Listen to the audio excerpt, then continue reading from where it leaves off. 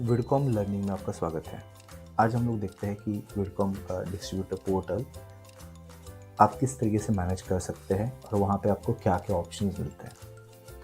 सबसे पहले ये डैशबोर्ड है जहाँ पे आपको लेटेस्ट अपडेट्स और लेटेस्ट जो कमर्शियल्स है वो सारी चीज़ें आपको यहाँ पे मिलेंगी।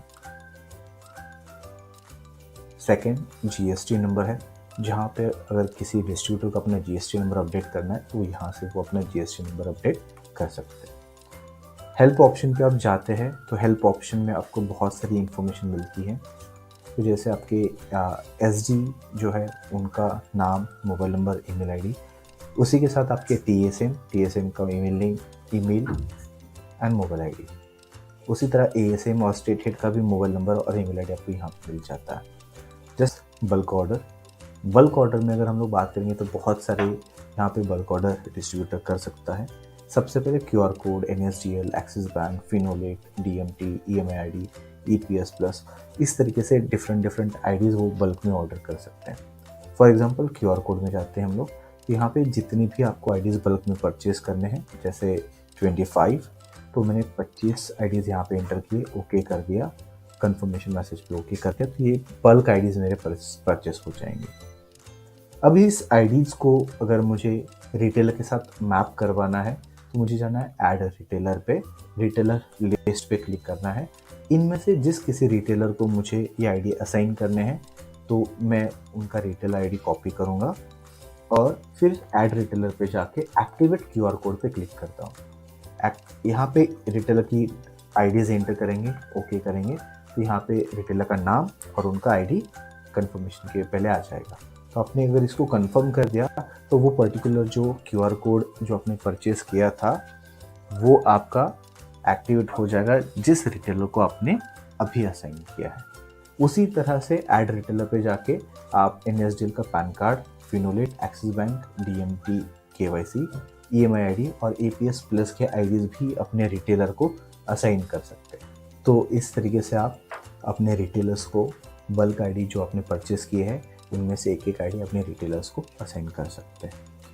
टॉपअप ट्रांसफ़र में आप यहाँ पे जो रिटेलर्स है आपके, तो उनको अगर आपको टॉपअप देना तो यहाँ से देख सकते हैं। तो टॉपअप ट्रांसफ़र में आके आपको रिटेलर पे क्लिक करना है।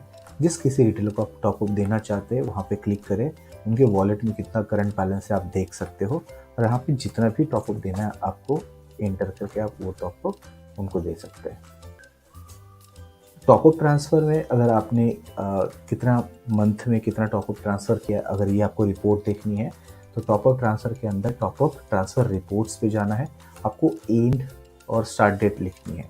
तो लेट से मैं अक्टूबर की 1 तारीख से लेके अक्टूबर की 31 तक लेता हूँ और मैं रिटेलर लेता हूँ, कोई एक रिटेलर को जिनको मैंने पैसा ट्रांसफ़र किया है। अगर मैं व्यू करता हूँ तो ये पूरी मंथ की रिपोर्ट मेरे सामने आ जाती है कि मैंने उस पर्टिकुलर रिटेलर को कितना टॉपअप ट्रांसफ़र किया था। ऑर्डर माइक्रो एटीएम पे जाने के बाद आपको ऑर्डर माइक्रो एटीएम पे क्लिक करना है। अब जितने भी माइक्रो एटीएम ऑर्डर करना चाहते हैं वो आप यहाँ से ऑर्डर कर सकते हैं। तो जैसे अगर मुझे 10 माइक्रो एटीएम ऑर्डर करने हैं तो 10 माइक्रो एटीएम के 2000 के हिसाब से मेरे 20,000 होते हैं। यहाँ पे एड्रेस एंटर करूँगा और उसको सबमिट ऑर्डर करके वो माइक्रो एटीएम मेरे पास आ जाएंगे। ऑर्डर माइक्रो एटीएम पे क्लिक करके आप ऑल ऑर्डर माइक्रो एटीएम पे जाएंगे तो आप यहाँ पे आपकी जो भी ऑर्डर है उनका स्टेटस आप चेक कर पाएंगे। जैसे आपके डिस्पैच ऑर्डर या फिर पेंडिंग फॉर डिस्पैच ऑर्डर्स है तो उनके बारे में आप यहाँ से डिटेल देख पाएंगे। गेट टॉपअप में आप यहाँ पे अकाउंट डिटेल्स में क्लिक करके बैंक की अकाउंट डिटेल्स देख सकते हैं और रिक्वेस्ट टॉपअप पे क्लिक करके यहाँ पे जो भी जिस तरीके से भी आपने बैंक अकाउंट में पैसे जमा किए थे, फॉर एग्जांपल आपने ऑनलाइन ट्रांसफ़र किया था आईएमपीएस, तो आपने आईएमपीएस सिलेक्ट करना है। यहाँ पे आपने आईसीआईसीआई के बैंक में ट्रांसफ़र किया था, कितना पैसा ट्रांसफ़र किया था आप यहाँ पे अमाउंट लिखेंगे।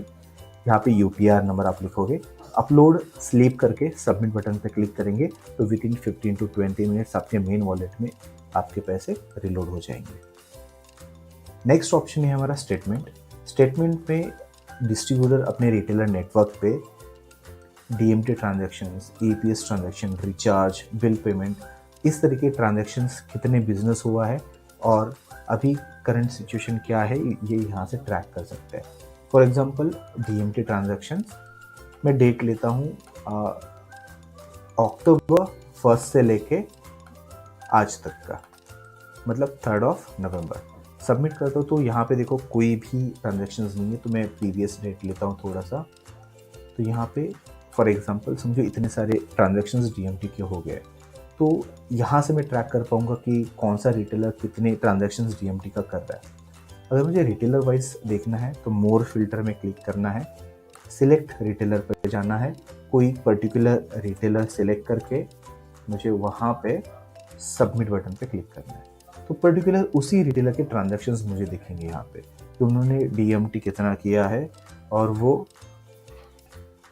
डीएमटी के चार्जेस क्या है और उसमें डिस्ट्रीब्यूटर का कमीशन क्या है, स्टेटस क्या है, ये सारी इन्फॉर्मेशन यहाँ पे हम लोग को विजिबल है।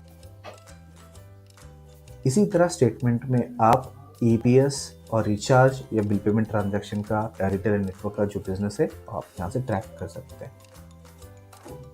माय प्रोफाइल में जाते हैं आप, तो अगर आपको डिस्ट्रीब्यूटर सर्टिफिकेट चाहिए तो आप सर्टिफिकेट पे क्लिक करेंगे और यहाँ से आपको डिस्ट्रीब्यूटर का सर्टिफिकेट भी मिल जाएगा।